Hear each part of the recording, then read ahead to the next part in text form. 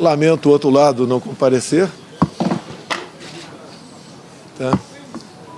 Eu vou ficar exposto a perguntas, espero poder corresponder à altura. Temos muito o que falar, mostrar o que o governo fez, como atendeu a todos. O outro lado se esconde, cria um fake news. Paulo Guedes acabou de declarar, como eu também. Teremos aumento real do salário mínimo no ano que vem. Teremos aumento real para os aposentados e também para os servidores públicos. Se a esquerda não se apoiar em mentiras, o que eles têm a apresentar? Nada, né?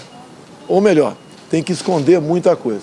A gente espera que a entrevista transcorra aí a contento, que a gente possa mostrar à população tudo que foi feito ao longo desses 3 anos e 10 meses, com pandemia, com crise hidrológica, com guerra lá fora, e também o que está em andamento e que pretendemos apresentar para o próximo ano, caso reeleito, depois de arrumarmos a economia e atravessarmos momentos muito difíceis que tivemos de 2020 a 2021. Presidente, como o senhor avalia essa decisão do TSE de ontem de aumentar a relação de conteúdos de notícias falsas das redes sociais?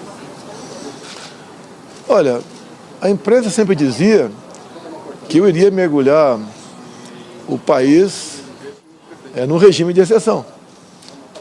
E vocês notam agora que, longe disso, há 2 anos eu tenho falado que a liberdade é uma coisa muito cara para nós. Há 2 anos, Deus, pátria, família e liberdade. Agora, parte da imprensa já começa a sentir o reflexo de uma ditadura, de uma falta de liberdade de expressão, que cada vez mais se aproxima. E olha que a gente não precisa de leis para falar em liberdade de expressão. O próprio artigo 220 da Constituição, diferente de outros artigos que falam na forma da lei, fala exatamente o contrário, que nenhuma lei pode ser feita de forma infraconstitucional para tolher a liberdade de expressão. A liberdade de expressão é o oxigênio de vocês da imprensa. Hoje está sendo a Jovem Pan, amanhã será vocês. Então, só uma coisa me conforta nisso tudo, é que a conscientização de parte de vocês já se começa a fazer presente de que nós não podemos negociar com a liberdade, senão a nossa democracia vai embora. De que adiantou aquela carta à democracia, onde pessoas que censuram vocês hoje elogiaram a carta lá atrás, mas não respeitam a carta maior da Constituição, a carta maior que é a nossa Constituição. Vamos falar na próxima, presidente. Se você for reeleito, o senhor já tem ideia do perfil que você quer para a STF ou algum nome que querer? Os 2 nomes e perfil parecido do André Mendonça e o do Cássio. Eu não vou citar nomes, né? Eu sempre falo, são pessoas que preservam valores como eu. Jamais você indicaria para lá um abortista, por exemplo, né? Ou alguém que seja favorável à ideologia de gênero ou liberação de drogas, como existe vários ministros, alguns, com esse perfil dentro do Supremo. E também pela liberdade do comércio, né? E pela liberdade de vocês. Respeitar a Constituição. Vocês se lembram que quando, por ocasião da transição, ou nos primeiros dias que eu estava na presidência, alguém me deu um exemplar da Constituição. E vocês fizeram a matéria a esse respeito. Eu acho que aquele exemplar tinha que ter ficado com outra autoridade, não comigo. Eu sempre respeitei a Constituição, desde sempre, né? Em especial quando assumimos a presidência da República. Da minha parte, liberdade é uma coisa inegociável. E colegas de vocês estão sentindo que isso não está sendo respeitado por parte de uma outra pessoa, assim como todos nós aqui, dos 3 poderes, né? Devia ter como Bíblia embaixo do travesseiro. Liberdade igual a democracia, ou você tem ou não tem. E não podemos, como acontece com essas medidas, pessoas se começar a se policiar, o que eu vou escrever? Posso escrever isso ou não? Qual será a medida, até mesmo restrição da minha liberdade pode acontecer se eu continuar escrevendo dessa maneira? Repito, tivemos um deputado federal que falou coisas que eu não concordo de jeito nenhum, abomináveis, né? Tenho verdadeiro asco do que ele falou.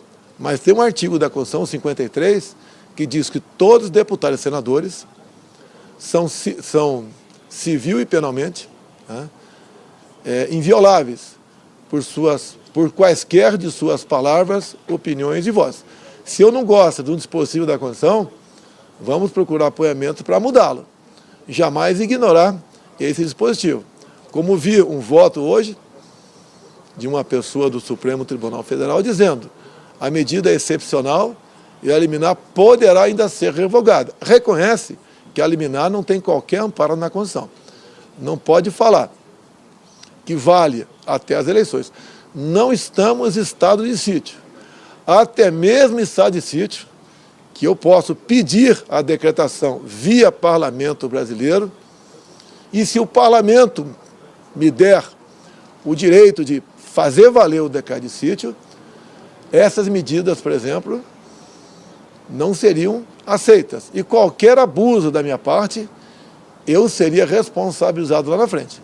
Não pode, agora, uma pessoa ou outra, de forma monocrática, caçar a liberdade de expressão do povo, né? E muito menos de vocês.